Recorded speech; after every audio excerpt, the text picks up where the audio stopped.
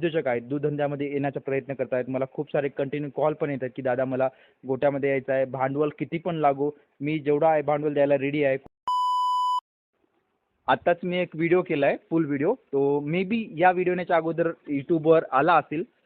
तर मी सांगायचा हा व्हिडिओ का करतोय, कारण की मला थोडंसं कॅमेरा वगैरे बोलताना भीती वाटत नाही आहे. अगोदर बोलता वेळेस कसं होतं, की मी खूप फास्ट बोलत होतो आणि मनामध्ये एक वेगळीच भीती राहत होती आणि जे मला बोलायचे ते कॅमेराजवळ येत पण नव्हतं. परंतु आत्ता मला थोडंसं भीती कमी झाली आणि मला एक सर्वात सर्वात महत्त्वाचा बीट ते तुमच्यासमोर सादर करायचा आहे.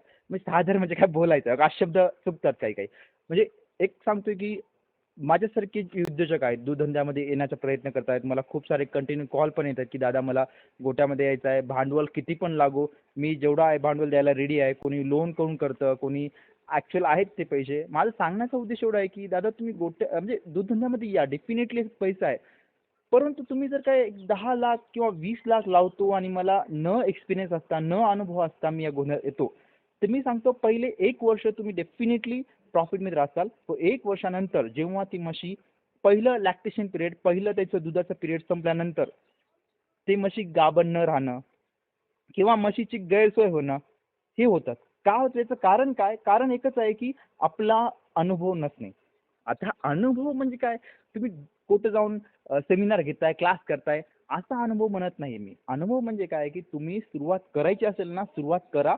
1-2 म्हशी घ्या. ती गाभण म्हशी असायला पाहिजेत आणि जातीवंत म्हशी घ्या. आणि ती म्हैस तुम्ही स्वतः त्याचं निगा राखा. त्याचा चारा, त्याचा पाणी, त्याचं हीट, कोणते रोग आले, त्याच्यावर उपचार कसे असतात, इंजेक्शन कसे असतात, हे बारीक-सारीक गोष्टी तुम्हाला यायला पाहिजे. जेणेकरून तुम्ही जेव्हा 10 म्हशी, 20 म्हशी करसाल, मग ते तुम्हाला आयडिया क्लिअर होईल.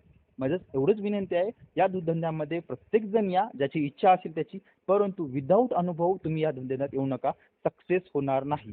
बस एवढंच सांगायचा प्रयत्न करतोय मी, की बाकी छोटे-मोठे प्रॉब्लेम असतात ते तुम्ही सॉल्व्ह करसाल. मे बी ते पैसा असेल त्यामुळे सॉल्व्ह होईल. परंतु जर का तुमच्याकडे अनुभव नसेल, तर ते सॉल्व्ह होणार नाही. होप माझं म्हणायचं तुम्हाला कळालं असेल. मी असं म्हणत नाही, की तुम्ही उतरू नका. उतरा. याच्यात पैसा भरपूर आहे. फक्त तुम्ही नवीन-नवीन इन्व्हेन्शन करा. जसं तुम्हाला सोयीस्कर असेल त्यानुसार तुम्ही त्या गोट्याला टर्न करा. जेणेकरून तुम्ही कमीत कमी पैशामध्ये, कमीत कमी वेळामध्ये जास्तीत जास्त आउटपुट करता. ओके. भेटूया पुढच्या व्हिडिओमध्ये.